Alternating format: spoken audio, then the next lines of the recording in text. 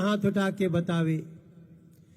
जवन हमनी के नाला नाली जाम हो गइल बा, ई के ठीक करावल चाहता, हाथ उठावे।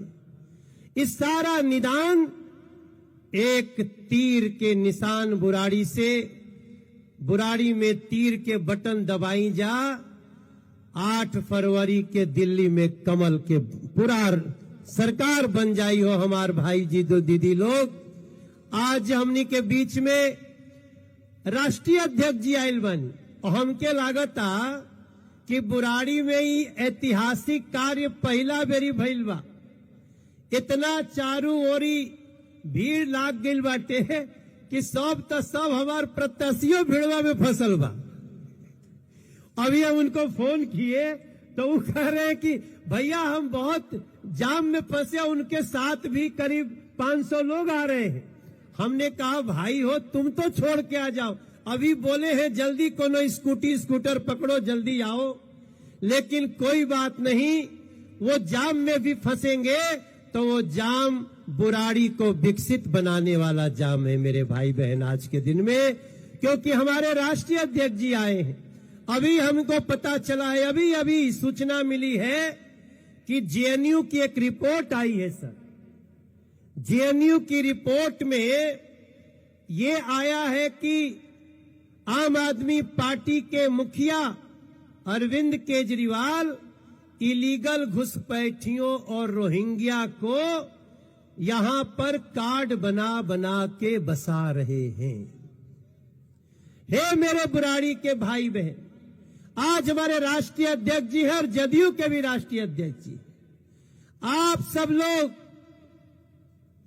क्या कभी चाहते हो कि दिल्ली के लोगों का हक काटकर इलीगल रोहिंग्या घुसपैठियों को दिया जाए? कौन कौन नहीं चाहते? एक बार मुट्ठी बांध के हाथ उठाइए। हमारे राष्ट्रीय अध्यक्ष जी के साथ साथ दिल्ली की भावना पूरे देश के लोग देखने चाहिए। मेरे भाई लोग, आप लोग अब तैयार हैं? इन सारी समस्याओं का होगा निदान जब तीर यहां से बटन दबेगा तो खिल जाएगा कमल निशान। हम बिना कोई और बात कहते हुए आपके समक्ष अपने राष्ट्रीय अध्यक्ष, और राष्ट्रीय अध्यक्ष ऐतिहासिक है, उनके नेतृत्व में न जाने कितनी विजय पाई है। जब वो आ गए हैं बुराड़ी तो अब तीर का बटन दबाना है और दिल्ली में कमल। बहाने नहीं बदलाव चाहिए, और मुट्ठी बांध के कह दीजिए कि दिल्ली में भाजपा। बहाने नहीं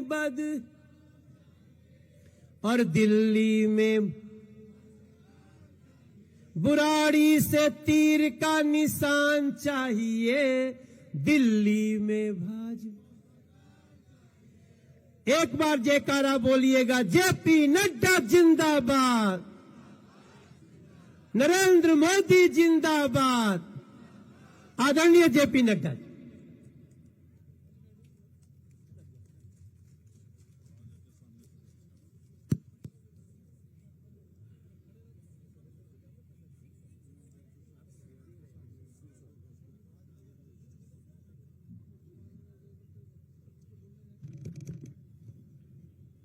आज के इस विशाल जनसभा में मंच पर उपस्थित हमारे जनता दल यूनाइटेड के राष्ट्रीय अध्यक्ष और संसद में मेरे साथी श्री संजय झा जी, हमारे उत्तर प्रदेश के उप मुख्यमंत्री जो विशेष करके स्वास्थ्य विभाग को देख रहे हैं, और हमारे वरिष्ठ साथी श्री ब्रजेश पाठक जी, आप सबके बहुत ही लोकप्रिय और मेरे परम मित्र श्री मनोज तिवारी जी जो यहां से सांसद हैं, हमारे सांसद नालंदा के और हमारे वरिष्ठ साथी कौशलेंद्र कुमार जी, सुनील कुमार जी सांसद, हमारे दिवेश चंद्र ठाकुर जी माननीय सांसद, मदन साहनी जी जो बिहार के मंत्री हैं, शैलेंद्र कुमार हमारे प्रत्याशी जो कुछ ही देर में आपके बीच में आएंगे, दिनेश प्रताप सिंह जी उपाध्यक्ष दिल्ली नगर, बहन पूनम चौहान जी जिला अध्यक्ष और इमप्रीत बख्शी जी हमारे प्रदेश मंत्री, मंच पर विराजमान सभी सम्मानित पदाधिकारीगण और बुराड़ी में यहां इतनी बड़ी संख्या में आए हुए देवी और सज्जनों और मेरे मीडिया के प्रिंट मीडिया और इलेक्ट्रॉनिक मीडिया के मेरे साथी। अभी जब संजय झा जी हमारे जनता दल यूनाइटेड के राष्ट्रीय अध्यक्ष बोल रहे थे और जब मनोज तिवारी जी बोल रहे थे, तो मैं आपकी तालियों की आवाज और नारों की गूंज सुन रहा था। उस ताली की आवाज और नारों की गूंज मुझे ये आश्वस्त कर रही है कि आपने 5 तारीख को शैलेंद्र जी को चुनाव जिता करके भेजने का मन बना लिया है बुराड़ी की जनता ने। क्योंकि जो मैं उत्साह देख रहा हूं, उमंग देख रहा हूं, जो मैं इस समय दिल्ली में, मुझे मालूम है सभा में लोगों का आने का मतलब क्या होता है, और वो भी दिन की सभा में, जो मैं उत्साह देख रहा हूं, उमंग देख रहा हूं, जो मैं जोश देख रहा हूं, वह साफ संकेत कर रहा है कि केजरीवाल अब ये ट्रैफिक जैम नहीं, 5 तारीख को तुम्हारी यात्रा का जाम लग जाएगा और तुमको वहीं रोक दिया जाएगा। यह चुनाव सिर्फ शैलेंद्र जी को चुनाव जिताने का नहीं है। यह चुनाव सिर्फ कमल ही तीर है और तीर ही कमल है, इसका चुनाव नहीं है। यह चुनाव दिल्ली की तकदीर और तस्वीर बदलने का चुनाव है। याद रखना मेरी बात। यह चुनाव आम आदमी पार्टी, जिसे हम आपदा के नाम से जानते हैं, ये आपदा से मुक्ति पाने का चुनाव है। और यह चुनाव दिल्ली को फिर से विकसित दिल्ली की तरफ बढ़ने का चुनाव है। और इसीलिए मैं आपसे यह विनम्र करबद्ध निवेदन करने आया हूं कि आप 5 तारीख के लिए सिर्फ आपका ही वोट नहीं चाहिए मुझे आपके मोहल्ले का वोट चाहिए, आपके पड़ोसी का वोट चाहिए, आपके परिवार वालों का वोट चाहिए, सबका वोट चाहिए, ताकि हम इस बदलाव को आगे ला सकें।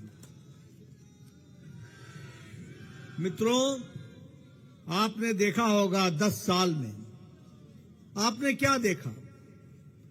ये आपदा वालों की दिनचर्या क्या रही है? सुबह उठो, एक प्रेस कॉन्फ्रेंस करो, प्रधानमंत्री मोदी जी को गाली बको, केंद्र सरकार को भला बुरा बोलो, आरोप लगाओ और अपनी नाकामियों को छुपाओ और कुछ काम नहीं करो। ये काम केजरीवाल ने पूरे 10 साल किया है। बोलो, ऐसी सरकार को रहने का अधिकार है क्या? जरा मैं आवाज और पीछे से भी सुनना चाहता हूं, है क्या? मित्रों, ये ऐसी सरकार रही है जो केजरीवाल, ये झूठ बोलने की मशीन है, झूठ बोलने की मशीन। ये केजरीवाल, ये आपदा पार्टी, ये झूठ और भ्रष्टाचार की संपदा है और ये झूठ का इंसाइक्लोपीडिया है। सिवाय झूठ बोलने के, सिवाय लोगों को गुमराह करने के, इन लोगों ने पूरे 10 साल में कुछ नहीं किया और भ्रष्टाचार में तो रिकॉर्ड ब्रेक कर दिया। मैं यहां एक बात बताना चाहता हूं। आप देखिए, 5 तारीख, मेरी बात ध्यान से सुनना, 5 तारीख एक बहुत महत्वपूर्ण दिन इसलिए है कि जिस पार्टी ने 10 साल पहले भ्रष्टाचार के खिलाफ लड़ाई लड़ने के का ढोंग रचा था और अपने आप को कट्टर ईमानदार पार्टी कहते थे, कट्टर ईमानदार पार्टी, वो कट्टर भ्रष्टाचारी पार्टी निकली, कट्टर भ्रष्टाचारी पार्टी निकली।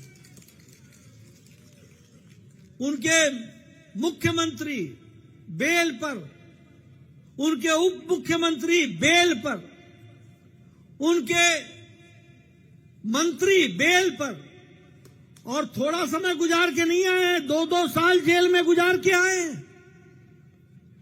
हाई कोर्ट ने, सुप्रीम कोर्ट ने रहम किया कि चलो इनकी सजा 6 साल की है, 2 साल तो गुजार लिया, बेल पर निकाल दो इनको। इनको दोषी मुक्त नहीं किया गया है, ये दोष युक्त है, इन पर आरोप लगा हुआ है। और आपने देखा होगा, शिक्षा के बारे में बोलते थे, हमारी शिक्षा दुनिया में सराही जा रही है, और शिक्षा के नाम पर शराब घोटाला कर रहे थे, शराब घोटाला। मित्रों, मनोज तिवारी जी, वो कौन सी जगह है हमारे जहां पूर्वांचल भाइयों को भेजा था, वो आनंद विहार। आनंद विहार भेजने का काम षड्यंत्र किसने किया था? किसने किया था? ये नहीं चाहते थे कि हमारे पूर्वांचल के भाई, हमारे बिहारी के भाई, हमारे उत्तर प्रदेश पूर्वी के भाई, उनको दिल्ली में वो बोझ दिखते थे, बोझ बोझ। बोलो, ऐसे लोगों को चुनाव जिताओगे क्या? इन्होंने शिक्षा के नाम पर शराब घोटाला किया, शराब घोटाला। और कितने का किया? 2800 करोड़ रुपए का, 28,000 करोड़ रुपए का घोटाला कर दिया। नहीं, 2800 करोड़ रुपए का घोटाला कर दिया। घोटाले पे घोटाला। ये लगभग 1300 करोड़ रुपए का घोटाला स्कूल की बिल्डिंग बनाने में किया, स्कूल के क्लासरूम बनाने में किया है। जल बोर्ड घोटाला, अगर मैं जल बोर्ड घोटाले की बात करूं, आप बताइए, आपको साफ पानी मिलता है क्या? पहले बताओ, पानी मिलता है क्या? साफ पानी मिलता है क्या? ये 28,000 करोड़ रुपए का जल का घोटाला कर गए, बिना ऑडिट के। कोई ऑडिट नहीं। भैया बैठ जाओ। कोई ऑडिट नहीं, 28,000 करोड़ रुपए का घोटाला कर गए। और पानी जो आपको दे रहे हैं वो आपको मालूम है। उसी तरीके से ये मोहल्ला क्लिनिक, बतौर स्वास्थ्य मंत्री बोल रहा हूं मैं, बतौर स्वास्थ्य मंत्री, मोहल्ला क्लिनिक में 65,000 फर्जी टेस्ट का घोटाला किया, 65,000 का। यानी 65,000 जो टेस्ट हुए ही नहीं, वो टेस्ट का फर्जी घोटाला कर दिया और अपने घरों में पैसे भरने का इंतजाम किया। ये 300 करोड़ रुपए का दवाई का घोटाला कर गए, ये मोहल्ला क्लिनिक के नाम पर। और उसी तरीके से, जैसे मैंने कहा, स्कूल के क्लासरूम बनाने में 1300 करोड़ रुपए का घोटाला कर गए। बसों में पैनिक बटन लगाना था ताकि महिलाओं को सुरक्षित रखा जाए। बोलो, बसों में पैनिक बटन लगा क्या? जरा जोर से बोलो, पैनिक बटन लगा क्या? पैनिक बटन तो असल में शीश महल में लगना चाहिए था, जहां महिलाएं सुरक्षित नहीं हैं, तो वहां तो लगा नहीं, बसों में भी नहीं लगा। और 500 करोड़ रुपए का घोटाला किया है, 500 करोड़ रुपए का। पत्रकार बंधुओं, मेरी बात नोट कर लेना, एक भी बात गलत निकल गई तो आप हमको पूछ लेना। 500 करोड़ रुपए का घोटाला किया। बस की खरीदी, बस की खरीदी में बस के दाम से ज्यादा बस के मेंटेनेंस का टेंडर कर दिया।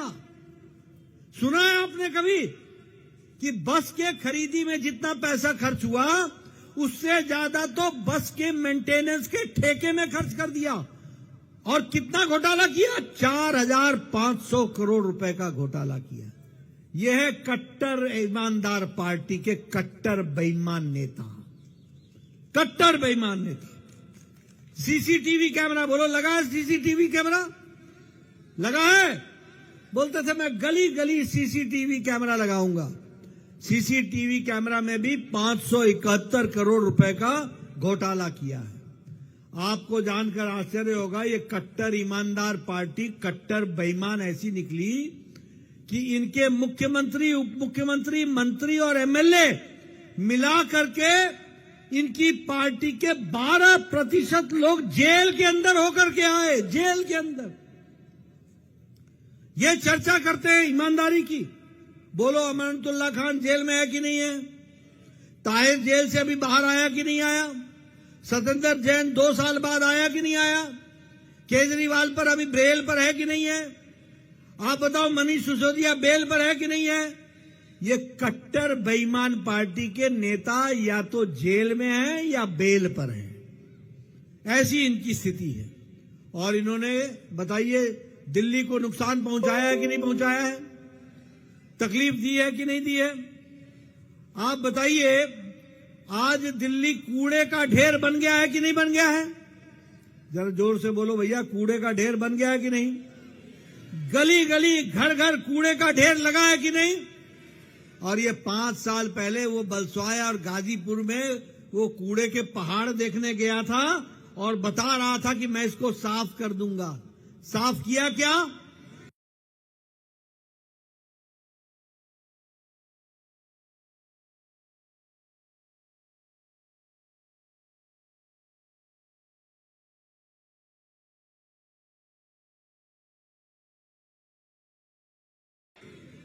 साफ तो क्या करना, आपके घर के आगे कूड़े का ढेर लगा दिया, कूड़े का ढेर लगा दिया। आप बताइए, आजकल दिल्ली की सड़कों का क्या हाल है? कैसा हाल है सड़कों का? बुरा हाल है कि नहीं है? गड्ढे ही गड्ढे हैं कि नहीं है? आप बताइए, इन्होंने आपको गुमराह किया कि नहीं किया?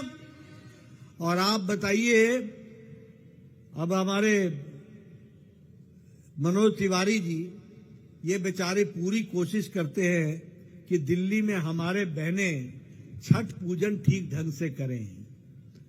आपको यमुना में साफ पानी मिलता है क्या? मिलता है क्या? 2014 में बोला था कि नहीं बोला था कि साफ पानी देंगे? 19 में बोला था कि नहीं बोला था? अभी 24 में फिर बोल रहा है कि नहीं बोल रहा है? मेरा आपसे निवेदन है, तीर सही जगह चलाना, यमुना साफ मिलेगी और अगले छठ में आप साफ पानी में अर्घ देंगे, सूरज को अर्घ देंगे। ये मैं बहनों को विश्वास दिलाना चाहता हूं। मालूम है कितने का घोटाला किया है यमुना के पानी में? 8,000 करोड़ रुपए का। 8,000 करोड़ रुपए खा गए और यमुना का पानी। और फिर क्या बोलता है कि हरियाणा के सरकार इसमें जहर मिला रही है। बोलो, ऐसे ऐसे व्यक्ति को जो 10 साल संवैधानिक पद पर रहा हो, इस तरीके की झूठ बोले, ऐसे लोगों को एक दिन भी राजनीति में रहने का अधिकार है क्या? रहने दोगे क्या? अभी मनोज तिवारी बोल रहे थे कि वो केजरीवाल हार रहा है। मैं बोलता हूं, आपने उसको हर विधानसभा में हराना है और कमल और तीर को खिलाना है। इसके लिए आपको काम करने की जरूरत है। उसी तरीके से मित्रों, आपने देखा होगा, आप बताइए, आपके गली में आपकी नाली, गंदा नाली बह रहा है कि नहीं बह रहा है? आपको गंदा पीने का पानी मिल रहा है कि नहीं? गंदा पानी है कि नहीं है? पहले 200 लीटर तो निकल जाता है सिर्फ गंदा पानी को निकालने में। मैं सही बोल रहा हूं? और तब तक, जब तक सही पानी आता है, तब तक पानी का टाइम खत्म हो जाता है। आप बताइए, गली गली में पाइपें लगी है कि नहीं लगी हैं? टैंकर माफिया काम कर रहे हैं कि नहीं कर रहे हैं? सुप्रीम कोर्ट ने कहा, सुप्रीम कोर्ट ने, कि तुमसे अगर टैंकर माफिया नहीं संभलते हैं तो दिल्ली पुलिस को ये काम दे देता हूं मैं, लेकिन तुम टैंकर माफियाओं पर काबू करो, ये उन्होंने कहा। आज दिल्ली के लोग मुसीबत में हैं, यह भी हम सबको ध्यान में रखना चाहिए। आप बताइए, एक भी मेडिकल कॉलेज खोला केजरीवाल ने 10 साल में? एक भी इंजीनियरिंग कॉलेज खोला? एक भी कॉलेज खोला? और आपको जानकर के आश्चर्य होगा, ये स्कूल की बात करता है।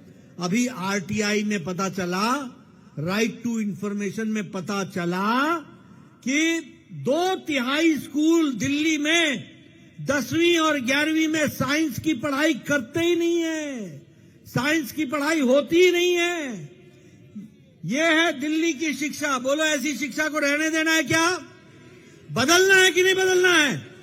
अगर बदलना है तो बुराड़ी में शैलेंद्र कुमार को लाना है और विजय हासिल करानी है। इसके लिए हमको काम करना पड़ेगा। उसी तरीके से आप देखिए, हमारे प्रधानमंत्री जी ने अभी कल बजट पेश हुआ। आप बोलिए, सबको राहत मिली कि नहीं मिली? मिली कि नहीं मिली? मध्यम वर्ग को राहत मिली कि नहीं मिली? 12 लाख रुपए के इनकम पर टैक्स की छूट मिली कि नहीं मिली? आप बताइए। प्रधानमंत्री मोदी जी ने हर वर्ग की चिंता की है। अगर गरीबी की रेखा से गरीब लोगों को ऊपर उठाया है तो वहीं मध्यम इनकम के ग्रुप के लोगों को भी पूरी ताकत से आगे बढ़ाने का काम किया है। मैं यहां यह भी आपको बताना चाहता हूं, दिल्ली में आपने हमारी सरकार नहीं बनाई, लेकिन हमारे आपने एमपी बनाए। अगर आपने हमारे एमपी बनाए तो मोदी जी ने 300 नई इलेक्ट्रिक बस दिल्ली को दी। 300 नई इलेक्ट्रिक बस। और मैं वायदा करके आपको जाता हूं, 2025 के दिसंबर से पहले, यानी 2026 के आने के पहले, मोदी जी के द्वारा दिल्ली को 2026 नई इलेक्ट्रिक बसें दी जाएंगी। इसकी व्यवस्था की जाएगी।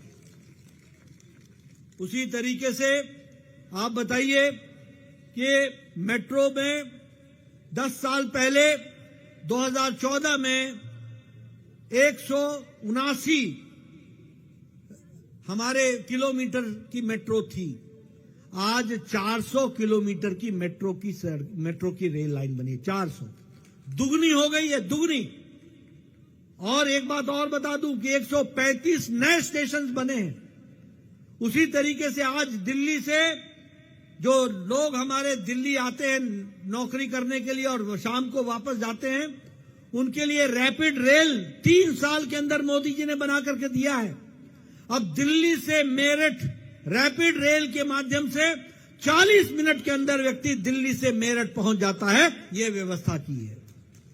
दिल्ली मेरठ एक्सप्रेस हाईवे में 46 मिनट में दिल्ली का आदमी मेरठ पहुंच जाता है। यह काम प्रधानमंत्री मोदी जी ने किया है। उसी तरीके से हमारे अलीपुर से लेकर महिपालपुर, इसके लिए 3600 करोड़ रुपए खर्च करके एक्सप्रेसवे को आगे बढ़ाया है। द्वारका एक्सप्रेसवे में जो द्वारका से लेकर के खिड़की धौला तक, जिसमें लगभग 7500 करोड़ रुपए खर्च हुए, लेकिन वह भी हाईवे आपको बना करके दिया है। ये ईस्टर्न पेरिफेरल रोड और वेस्टर्न पेरिफेरल रोड, ये कुंडली से लेकर के गाजियाबाद से लेकर पलवल होता हुआ जो एक्सप्रेसवे बनाया है कुंडली से, जिसमें लगभग 135 किलोमीटर में 11,000 करोड़ रुपए खर्च हुए। आज कोई भी गाड़ी, कोई भी ट्रक जिसको दिल्ली नहीं आना होता है, वो बाहर से निकल जाती है। नहीं तो एक समय में कुंडली बॉर्डर पर जाम लगता था और डीजल के धुएं आपको देखने को मिलते थे। आज वो बाहर से निकल जाता है। उसी तरीके से ये जो हमारा वेस्टर्न पेरिफेरल है, जिसमें कुंडली मानेसर से होते हुए पलवल जाती है सड़क, अब इसमें भी 135 किलोमीटर की सड़क बनी है। 6 लेन सड़क है। 9,000 करोड़ रुपए इसके लिए खर्च हुए हैं। उसी तरीके से इंटीग्रेटेड कॉरिडोर जो उसको भी बनाया गया है, मेट्रो को आगे बढ़ाया गया है, हाईवेज बनाए गए हैं। ये तब किया है मोदी जी ने जब दिल्ली में हमारी सरकार नहीं है, लेकिन दिल्ली वालों को आराम दिया जा सके, उनकी तकलीफ कम की जा सके, उसके लिए काम किया है। अब मित्रों, मैं आपसे निवेदन करने आया हूं, आप बुराड़ी से तीर के निशान को आप वोट दीजिए, कमल खिलाइए, भारतीय जनता पार्टी और एनडीए की सरकार बनाइए। आपको मैं वायदा करता हूं, जैसे ही हाईवेज और पेरिफेरल रोड बना है, वैसे ही बुराड़ी की सड़कें चमकेंगी और उसी तरीके से सब चीजों का काम होगा। आपको जानकर खुशी होगी कि मोदी जी ने भारत के 25 करोड़ लोगों को, मोदी जी ने 25 करोड़ लोगों को गरीबी की रेखा से ऊपर उठा दिया है। 25 करोड़ लोग। और ये कैसे हुआ है? प्रधानमंत्री गरीब कल्याण अन्न योजना में 80 करोड़ की जनता को 5 किलो गेहूं या 5 किलो चावल, 1 किलो दाल दिया जा रहा है। और दिल्ली में भी 72 लाख परिवारों को, 72 लाख लोगों को यह सुविधा दी जा रही है ताकि कोई भी व्यक्ति भूखा ना सोए, इसकी व्यवस्था की जा रही है। उसी तरीके से अगर हम आवास योजना की बात करें, तो 4 करोड़ मकान बनाए हैं। 3,600 मकान दिल्ली में बने हैं और 6,500 फ्लैट बनाने का काम मोदी जी ने किया। जहां झुग्गी वहां मकान ये बना करके दिया है। और ये केजरीवाल ये कहता है तुम्हारी झुग्गियां तोड़ दी जाएंगी। मित्रों, मैं बता देना चाहता हूं, कल मोदी जी ने बताया है, कोई भी झुग्गी नहीं टूटेगी, सब झुग्गियां वैसी रहेंगी, लेकिन हम आपको पक्का मकान दे करके रखेंगे और आपको हम फ्लैट बनाएंगे और आपको हम प्रधानमंत्री आवास योजना में मकान देंगे। लेकिन मैं पूछना चाहता हूं, तुमने जो दिल्ली में प्रधानमंत्री आवास योजना लागू नहीं होने दी, तुमने दिल्ली की जनता को वंचित रखा और अपना शीश महल बना लिया। आपने फोटो देखा है ना शीश महल का? देखा है? क्या कहता था? मैं मकान नहीं लूंगा, मैं गाड़ी नहीं लूंगा, मैं सिक्योरिटी नहीं लूंगा, मैं साधारण घर में रहूंगा, मैं 2 कमरों में रहूंगा। वाह रे वाह, तेरा शीश महल 2 कमरों का, वाह रे वाह। भूख ही नहीं मिटती है तेरी। 5 करोड़ रुपए के पर्दे लगाए, 5 करोड़ रुपए के, 10 करोड़ रुपए सजावट में खर्च किया, 1.5 करोड़ रुपए मार्बल। आप भी अपने घर में सीमेंट लगाते होंगे, 1.5 करोड़ रुपए का मार्बल लगा, 9 लाख रुपए के फ्रिज खरीदे। वाह रे वाह, शीश महल। बोलो, ऐसे लोगों को शीश महल में वापस जाने देना है क्या? जाने देना क्या? नहीं जाने देना है तो शैलेंद्र कुमार को जिताना है, इसके लिए आपको काम करना पड़ेगा। मित्रों, मैं आयुष्मान भारत की बात करना चाहता हूं। हमने देखिए मोदी जी ने कितनी गरीबों की चिंता की है, आप सुनो। 61 करोड़ लोगों को, भारत की 45% की आबादी, और कौन है ये आबादी? रेडी वाला, रिक्शा वाला, ठेला वाला, बस का ड्राइवर, बस का कंडक्टर, टैक्सी का driver, lift man, security man, hotel में काम करने वाला वेटर, होटल में बर्तन साफ करने वाला व्यक्ति, कूड़ेदान से प्लास्टिक इकट्ठा करने वाला व्यक्ति, बाल काटने वाला व्यक्ति, जूते बनाने वाला व्यक्ति, ऐसे गरीब लोगों को गंभीर बीमारी से लड़ने के लिए 61 करोड़ लोगों को प्रधानमंत्री ने हर साल 5 लाख रुपए का उनको गंभीर बीमारी से लड़ने के इलाज के लिए पैसा दिया। लेकिन इस केजरीवाल ने दिल्ली के 51 लाख लोगों को वंचित रखा। 51 लाख लोगों को उनको ये इलाज नहीं लेने दिया। मोहल्ला क्लिनिक के चलते ट्यूबरक्लोसिस के पेशेंट बढ़ गए, क्योंकि तुम्हारे पास वहां डिटेक्शन करने का नाम नहीं है। 4 दिन दवाई देते हो, 5वें दिन बेचारा मजदूर फिर से काम में लग जाता है, उसको पता नहीं चलता कि उसको टीबी हो गया है और वो रेजिस्टेंट टीबी का पेशेंट हो जाता है और वो फिर दूसरों को भी टीबी का पेशेंट बना देता है। ये तुमने स्वास्थ्य के साथ खिलवाड़ किया, दवाइयों में घपला किया 300 करोड़ रुपए का। और क्या बोलता है, मेरी इंश्योरेंस अच्छी है। अरे मित्रों, एक बात ध्यान रखना, अगर दिल्ली में आयुष्मान भारत जब लागू होगा तो दिल्ली का व्यक्ति अगर कैंसर हॉस्पिटल मुंबई में भी इलाज कराएगा तो मोदी जी का पैसा सीधे मुंबई पहुंच जाएगा, बीच में उसको कोई नहीं रोक सकेगा। इस तरीके की व्यवस्था होगी। और इसीलिए, और मैं आपको बताऊं, अभी तक 60,000 लोगों ने, गरीब लोगों ने अपना बाईपास सर्जरी कराई है। 60,000 लोगों, 3 लाख लोगों ने पथरी का इलाज कराया है, 2 लाख लोगों ने अपने घुटने बदलवाए हैं, 7,40,000 लोगों ने कैंसर से जुड़े अपने इलाज को अंजाम दिया है। और ये कौन लोग हैं? मैंने आपको पहले बताया, रिक्शा वाला, ठेला वाला, रेडी वाला, फेडी वाला, लिफ्ट मैन, गरीब आदमी जो कभी अस्पताल की तस्वीर नहीं देख सकता था, वो प्राइवेट में भी हॉस्पिटल में जाकर के इलाज करा रहा है और मोदी जी उसको 5 लाख रुपए का चेक दे रहे हैं ताकि वो अपनी व्यवस्था कर सके। मित्रों, 5 तारीख को आपने सही जगह बटन दबाना। 8 तारीख को हमारी सरकार बनेगी, मोदी जी का आयुष्मान भारत 5 लाख रुपए मिलेगा और दिल्ली सरकार की तरफ से 5 लाख रुपए और देंगे। 10 लाख रुपए का हर साल आप इलाज करा सकोगे, ये हम व्यवस्था करेंगे। उसी तरीके से आप सब जानते हैं, ये केजरीवाल ने पंजाब में 1,000 रुपया बहनों को दे दिया क्या? दे दिया क्या? दिया क्या? लेकिन मोदी जी ने मध्य प्रदेश में अगर कहा कि मातृ वंदना योजना में आपको पैसा मिलेगा, तो आज वहां पर पैसा मिल रहा है, बहनों की जेब में जा रहा है, सीधे सीधे जा रहा है। छत्तीसगढ़ में हम दे रहे हैं मातारी योजना के तहत, राजस्थान में हम दे रहे हैं, उड़ीसा में हम दे रहे हैं। जहां जहां हमारी सरकार है, मोदी की गारंटी मतलब गारंटी पूरी होने की गारंटी है, इस बात को समझो।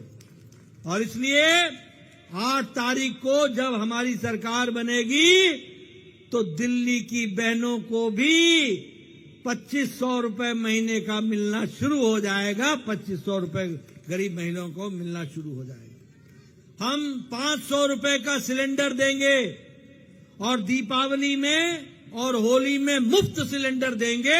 ये मोदी जी की गारंटी है, आपको ध्यान में रखना है।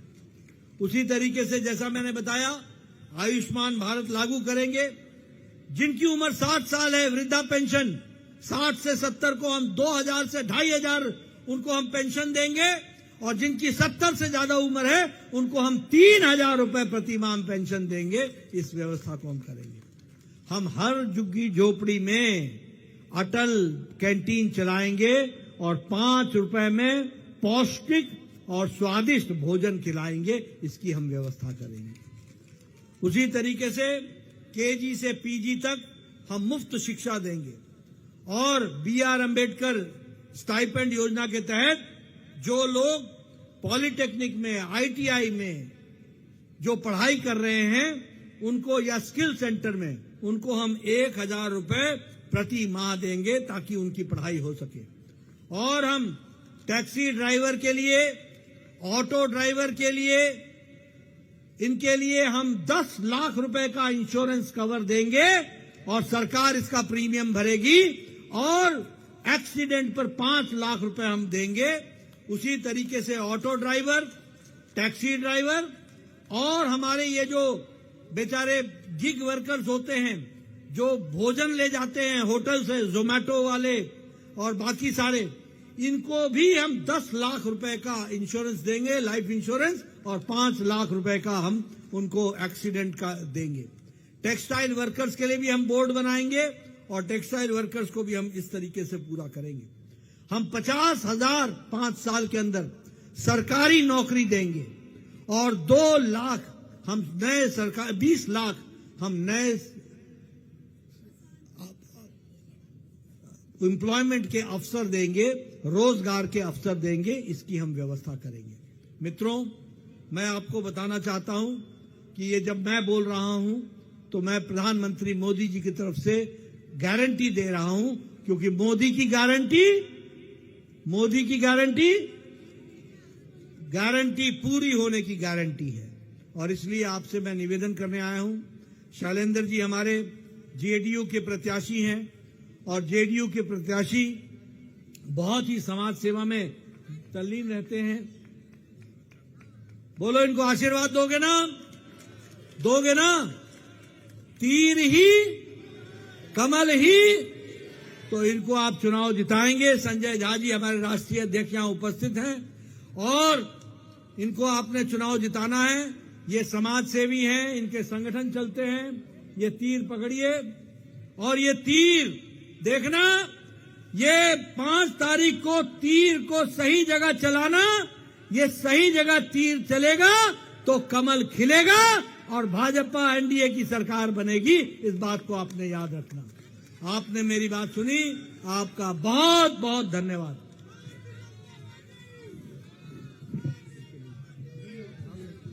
हम अपने पांचों मंडल अध्यक्ष को आगे बुलाते हैं।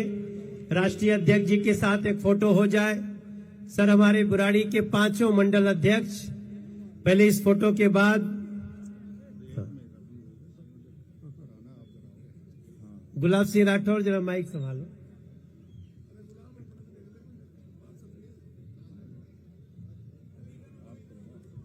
और हमारे पार्षदगण, आप गुलाब सिंह राठौर जी, हमारे अनिल त्यागी जी, आप सामने आइए।